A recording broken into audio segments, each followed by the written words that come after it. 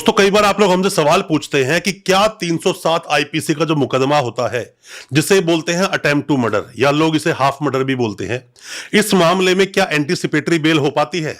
और अगर कोई इंसान जेल जाए तो जेल जाने के बाद कब तक बेल होगी, कितनी जल्दी बेल हो सकती है? अगर कोई इंसान सरेंडर देना चाहता है तो सरेंडर करने में क्या क्या सावधानियां उसको बरतनी चाहिए, खास करके एंटीसिपेटरी बेल होगी या नहीं, और 307 में क्या क्या चीजें जरूर देखनी चाहिए अगर 307 का मामला किसी पर दर्ज हुआ है जिससे कि वो इस केस से निकल पाए। क्योंकि केस में आपकी बेल तो हो जाएगी, आप उसके बाद केस को लड़ेंगे और सजा होने के चांसेस भी उतने ही हो जाते हैं। तो बेहतर है कि पूरा ट्रायल ना लड़ा जाए, उससे पहले केस को खत्म करने की कोशिश की जाए। बहुत कुछ बताऊंगा 307 के बारे में, ज्यादा कुछ जानने के लिए अटेम्प्ट टू मर्डर के बारे में दोस्तों बने रहिए हमारे इस वीडियो के साथ। नमस्कार दोस्तों, फिर एक बार स्वागत करता हूं आप सभी का अपने इस यूट्यूब चैनल पर जिसका नाम है फाइट फॉर ट्रू। मेरा नाम है वीरेंद्र वर्मा। दोस्तों होता क्या है कि 307 का मुकदमा जब किसी पर दर्ज होता है, 307 के मुकदमे में सबसे पहली बात तो 10 साल की सजा तो है ही है, इसमें उम्र कैद भी है और इसमें डेथ तक देने का प्रावधान है, मतलब फांसी तक इसमें हो सकती है। यह डिपेंड करता है केस टू केस।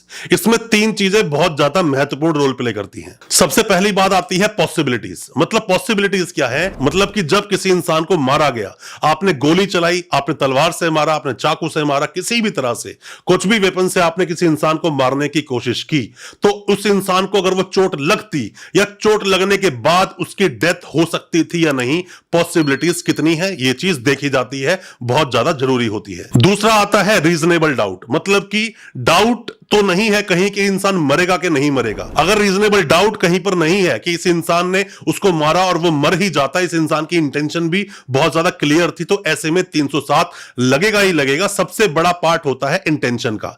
इंटेंशन आपकी क्या थी जब आपने किसी सामने वाले को मारा? आपके मारने की नियत थी या नहीं, या वो गलती से बच गया? क्योंकि 307 का जो मामला है ये बहुत सीरियस नेचर का अपराध है। सीरियस नेचर का अपराध है। इसमें क्या होता है कि 302 में सामने वाला मर जाता है, आपके खिलाफ वो गवाही देने नहीं आ सकता, पर 307 में सामने खड़ा होता है जिसको चोट लगी है। अब बात यह आती है कि इसमें एंटीसिपेटरी बेल होगी। दोस्तों एंटीसिपेटरी बेल तो किसी भी केस में हो सकती है, डिपेंड करता है कि आप उस केस को कैसे प्रेजेंट करते हैं। केस को बहुत अच्छे से अगर आपने प्रेजेंट किया, आपकी एंटीसिपेटरी बेल भी होगी, केस भी पूरा खत्म हो जाएगा। ये डिपेंड करता है केस टू केस। अब जैसे हम जो अपनी प्रैक्टिस करते हैं जिस भी कोर्ट के अंदर, कि क्रिमिनल वकील हम लोग हैं, तो क्रिमिनल केसेस को ही हम लोग फाइट करते हैं। हम हमेशा सामने वाले को बोलते हैं कि एफआईआर को बहुत अच्छे से पढ़े। आप कोई भी नए वकील साहब हैं, कोई भी लॉ स्टूडेंट है, कोई भी कानूनी जानकारी लेना चाहते हैं, आपका सगा संबंधी जानकार कोई जेल में है, सभी के काम की ये वीडियो है। क्यों है वीडियो? कि आपको पहले तो एफआईआर को बार बार पढ़ना है। एफआईआर को 3-4 बार पढ़ोगे तो उसके अंदर से कोई ना कोई फैक्ट आपके सामने निकल जाएगा। कई बार मामले क्या होते हैं कि मामले छोटी सी चोटी के होते हैं, पर उन मामलों को 307 का कलर देकर 307 बना दिया जाता है। और अगर ऐसा बनाया है तो आप जैसे ही बेल लगा रहे हैं, बेल के अंदर इन मुद्दों को उठाना चाहिए। 307 क्यों नहीं बनना चाहिए, उसके ऊपर आप क्वेश्चन भी लगा सकते हैं, हाई कोर्ट जा सकते हैं, सुप्रीम कोर्ट जा सकते हैं। क्वेश्चन लगाएंगे तो केस खत्म भी हो सकता है अगर मामला 307 का नहीं है। देखा जाता है कि चोट कितनी लगी, चोट कितनी सीरियस थी, चोट कितनी गहरी थी, चोट जो सामने वाले को मारी गई, क्या उससे वो मर सकता था? 307 में सब बातें देखी जाती हैं। आपकी एंटीसिपेटरी बेल भी हो सकती है, आपकी रेगुलर बेल बात करें जेल जाने के बाद में, तो मामला बड़ा पेचीदा बन जाता है। पर यहां पर भी मैं सभी को एडवाइस देना चाहूंगा, जितना ज्यादा हो सके 307 पर आर्ग्यू करो कि 307 नहीं बनता है। बहुत सारे मामले मैंने अब तक फाइट किए हैं, हम बहुत सारे मामलों में फाइट करते हैं। जब हम जाते हैं कोर्ट के अंदर तो देखते हैं कि वो केस 307 का था ही नहीं, और जब 307 पर आर्ग्यू करते हैं लोगों की बेल भी होती है, इवन की लोगों केस खत्म भी होता है। ऐसा नहीं क्वेश्चन नहीं हो सकता, क्वेश्चन भी होता है। आप अपने केस को अपने वकील साहब को बहुत अच्छे से समझाएंगे और वकील साहब बहुत अच्छे से केस को पढ़ेंगे, तो मेरा मानना है कि आपकी बेल जल्द से जल्द होगी, आप इस केस से बाहर निकल जाओगे। सरेंडर करना चाहते हो 307 में, आपने बेल हर जगह लगाई, बेल डिसमिस हो गई।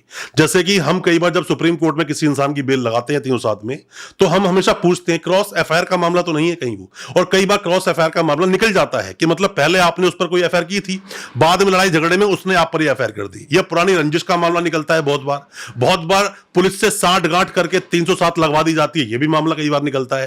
तो ये सब बातें पता होनी चाहिए। सुप्रीम कोर्ट में जब इन बातों को रेज करते हैं तो लोगों को बेल मिलती है, ऐसा नहीं बेल नहीं मिलती। बस आप केस को बहुत अच्छे से प्रेजेंट करें। सरेंडर करना चाहते हो तो सरेंडर, मेरी एडवाइस है आप लोगों को कि सरेंडर आप कोर्ट में करें, आप सीधा पुलिस के पास ना जाए।